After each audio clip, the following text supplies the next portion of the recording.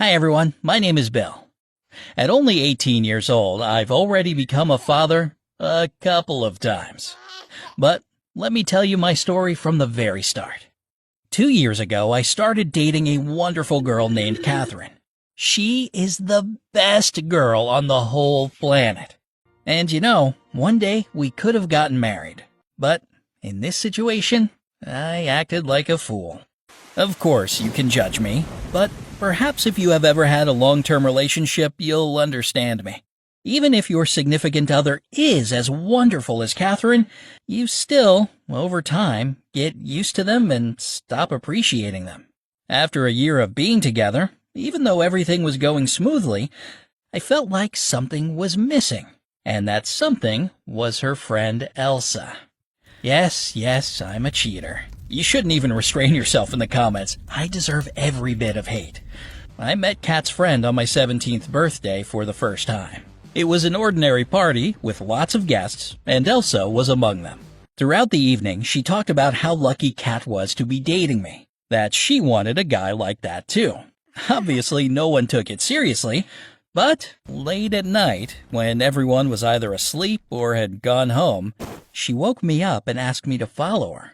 Half asleep, I didn't really understand what she wanted from me. I just thought maybe she wanted to show me someone who was causing trouble at the party or something like that.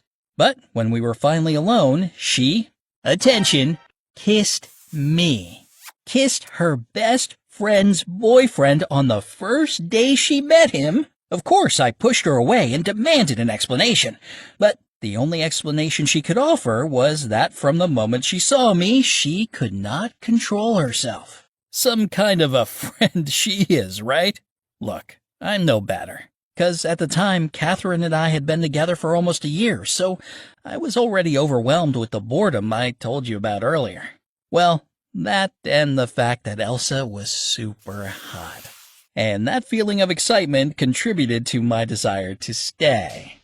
In the end, at that moment when I should have pushed Elsa away, I gave in to temptation. We stayed there kissing until the morning, but no one saw us, and after a while, we agreed to date secretly. My thought was that Kat was still the best girl in the world for me, and Elsa was just there to, help me spice things up. As a result of seeing Elsa, I was more cheerful with Kat all the time, and I still felt a genuine interest in her. So this went on for another year. Elsa and I met very rarely and very carefully. I don't know what it would have led to or how long it would have lasted, but at some point in there, Kat told me that she was pregnant. Pregnant! You have no idea what a 17-year-old boy feels when he hears something like that. I didn't have money, lived with my parents, and, this thing with Elsa. Of course, I tried to console Kat and said that everything would be fine, but on the inside, I was very scared and I had no idea what to do. The only good thought that came into my head was, I urgently need to break up with Elsa. And I would have done it, but there was another surprise around the corner. When the next day I went to see Elsa and tell her that we needed to break up, she also told me that she was expecting a child from me. I'm not sure if the emotions I felt at that moment have ever been felt before. I was suffocating and heavily sweating all at once.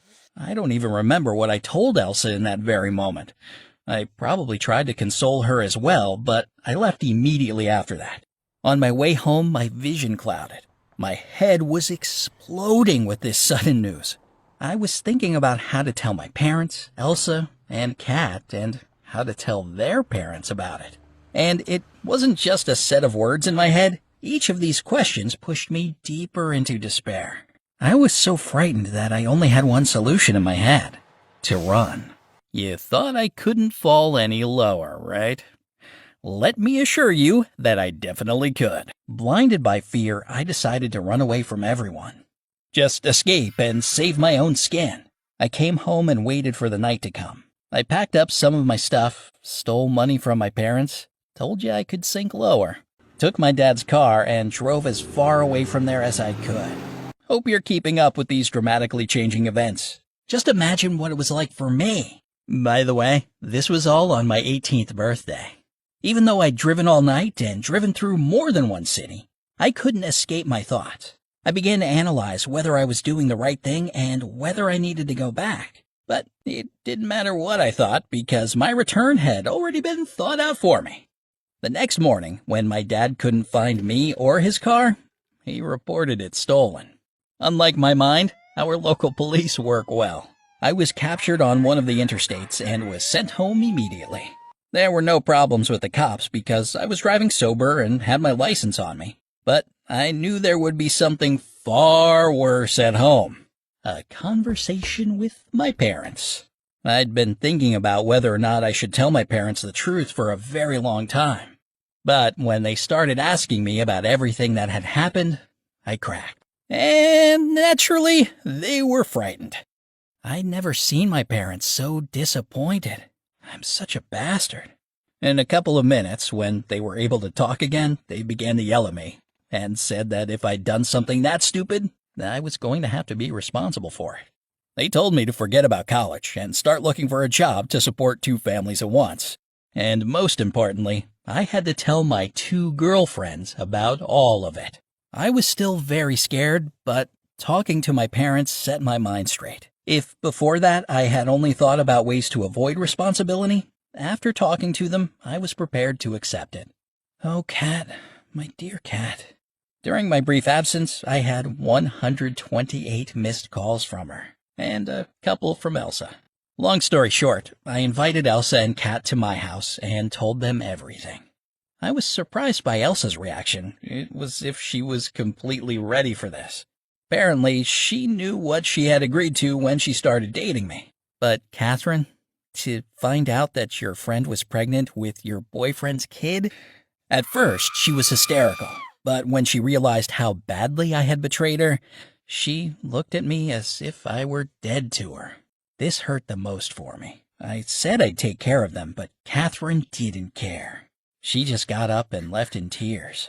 After that, I, of course, tried to reach her many times. I called her, I went to her home, but her parents, having found out about everything, forbade us to communicate with each other. Every time I approached her house, they turned into a 2-headed Cerberus, not allowing me to get close. Anyway, I was hoping that one day they would change their minds and allow me to help Catherine and our baby. And, well, Elsa stayed with me. Everything had settled down and become routine. I started to work as a waiter in a cafe, but I was promoted to manager in just 3 months.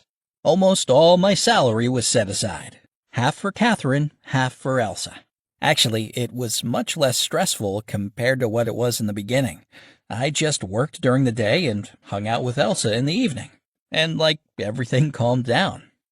But you see, time passed and Elsa's stomach didn't grow. The first couple of months, I knew that there would be no dramatic change.